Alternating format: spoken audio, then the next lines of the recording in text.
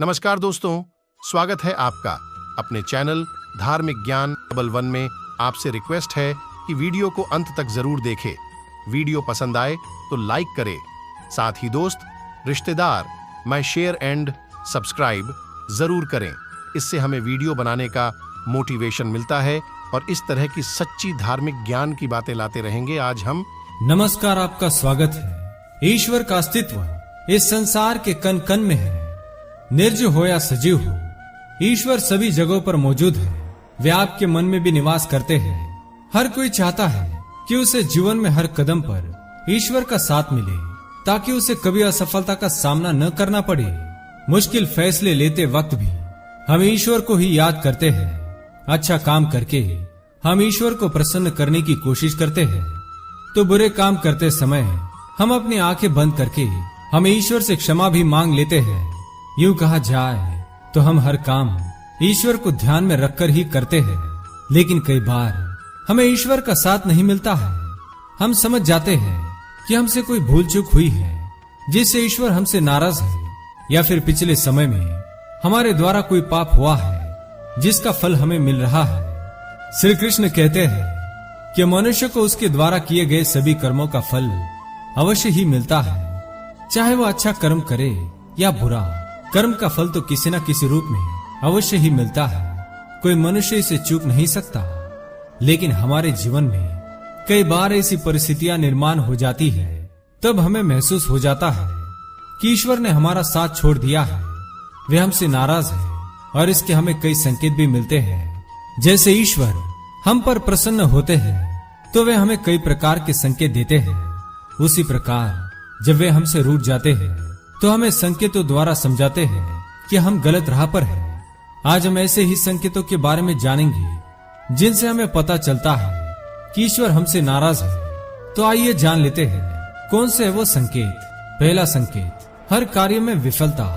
जी हाँ, यदि ईश्वर आपके साथ नहीं है तो आप जो भी काम करने की कोशिश करेंगे, आपको उस कार्य में असफलता ही मिलेगी। आपको कई बार असफलताओं का सामना करना पड़ेगा। आप जीवन में निराशा महसूस करेंगे। ऐसा तब तक होगा जब तक आपकी आंखें नहीं खुलती है। दूसरा संकेत, दुख होगा चरम सीमा पर। ईश्वर के साथ छोड़ जाने पर आपका जीवन ऐसी मुश्किल घड़ी से गुजरेगा कि आपको महसूस होगा कि आपसे बड़ा दुखी और उदास और कोई नहीं। आपके जीवन में दुख अपनी चरम सीमा पर रहेगा और कितनी भी कोशिश करने के बावजूद भी आपको इसका कोई समाधान नहीं मिलेगा। एक के बाद एक आपके जीवन में मुसीबतों का पहाड़ टूटता जाएगा और तब आपको महसूस हो जाएगा कि ईश्वर ने आपका साथ छोड़ दिया है। तीसरा संकेत, आत्मविश्वास का कम होना। तीसरा संकेत, भगवान श्री कृष्ण बताते हैं कि मनुष्य के जीवन में एक ऐसा समय आता है कि वह अपना आत्मविश्वास खो देता है। उसे स्वयं की काबिलियत पर विश्वास नहीं रहता है और वह अपने जीवन को व्यर्थ समझने लगता है। उसे लगता है कि वह जीवन में कुछ भी नहीं कर पाएगा और वह सहारा ढूंढने लगता है, लेकिन उसकी मदद कोई भी नहीं करता है।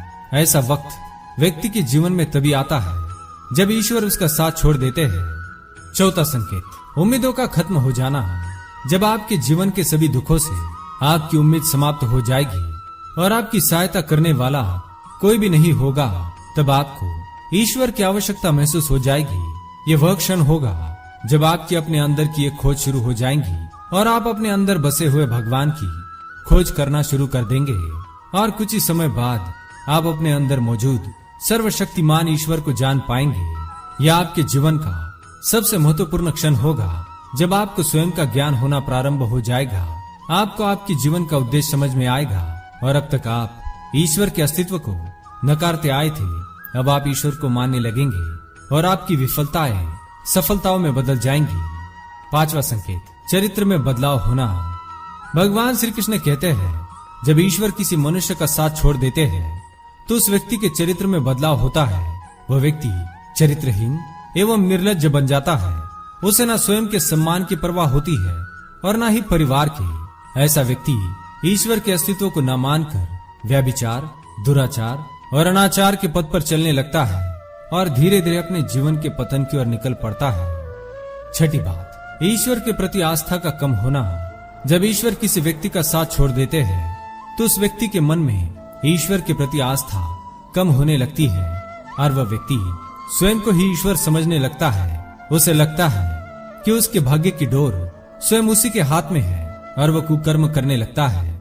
उसे लगता है कि वह चाहे कितने भी बुरे काम कर ले, कि वह चाहे कितना भी ईश्वर को अपशब्द कहे, इसका उसके भाग्य पर कोई भी असर नहीं पड़ेगा। और जब उसके पाप का घड़ा भरेगा और उसके भाग्य की रेखा धुंधली हो जाएगी, तब वह निराश, हताश और असफलताओं से घिर जाएगा। और तब उस समय उसे ईश्वर की याद आएगी और वह ईश्वर से क्षमा मांगने लग जाएगा। तो दोस्तों, इस प्रकार से हमें ये संकेत मिलते हैं कि ईश्वर ने हमारा साथ छोड़ दिया है। क्या आपके साथ भी ऐसा हुआ है? तो कमेंट करके अवश्य बताएं। वीडियो पसंद आए तो लाइक करें, कमेंट में जय श्री कृष्ण अवश्य लिखें, साथ ही चैनल को सब्सक्राइब करें।